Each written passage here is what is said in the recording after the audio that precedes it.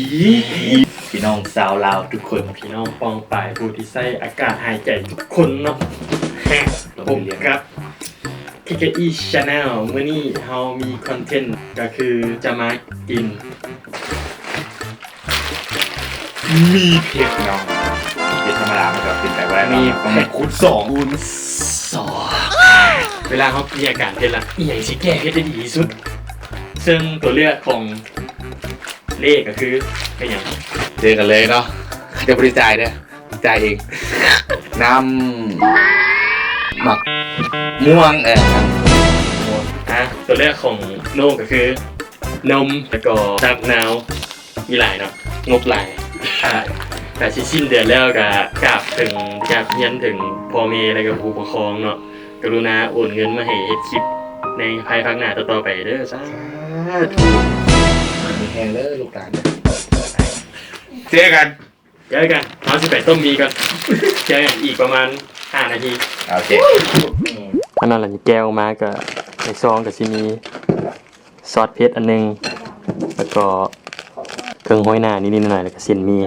เนาะเราก็สิไปต้มกันเบิ่งจากการทามาเป็นเวลา30ไปผ่านไปประมาณชั่วโมงนึงกับอีก5 มื้อมีกระชุบแล้วเขาเสียหน้าไว้ยังไงเอาปากมุ้งกินน้ำมันปึ๊บมากินกันอย่างเดียวก่อนอื่นใส่ซอสเอาซอสใส่ก่อนอื่นเราต้องมาทดซิมซอสก่อนเนาะมา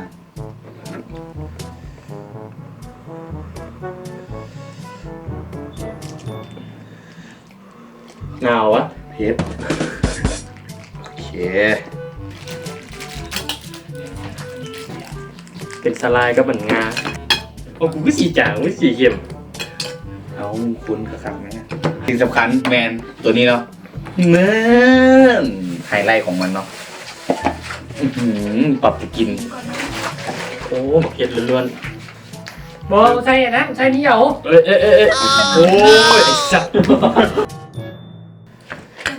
อันมึงไม่ใช่เอาโอ้เด่นมันติดละมันจะติดกับพี่กันพอมันจิโป้งเขาตายแล้วมาเริ่มเดี๋ยว5 4 3 2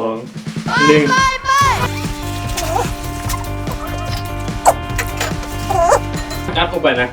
ไม่ได้หมกพิษโป่งฮะดีกูดเดี๋ยวตาย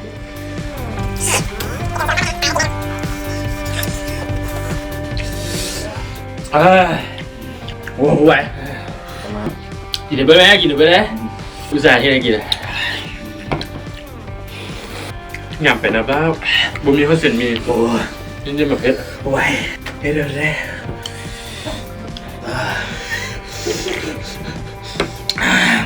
กิน2 ครั้งเลย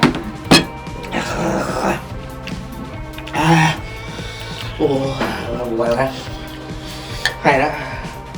ไหวแล้วหายแล้วจ้ะ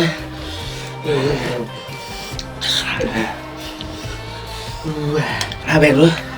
แบ่งคนหนึ่งไหม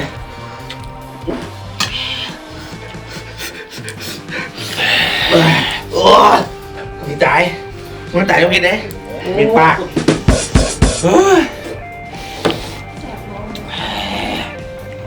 เรียบอะไรเลยเรียบอะไรเลยโอ้โหไปโอ้ยโอ้เก็บหัวเลยวันนี้โอ้คือสมอง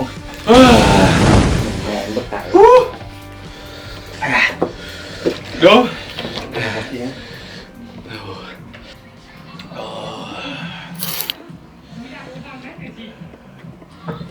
A few moments later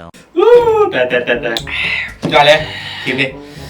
เดี๋ยวมันท้าทายดีออกจากคอมฟอร์ทโซนเนาะจากที่กินเพชรไม่ได้เลยมันลองกินเพชรเบิ้งวินหัวทำอีกขัด2 คำแล้วอีทไปหน้าแตกวินหัวไปมันบ่เผ็ดคือต่ำวะเนี่ย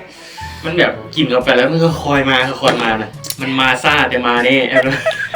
แต่ขอให้ได้กินเบอร์นอกผมไหวเลยเจ็บหัวละ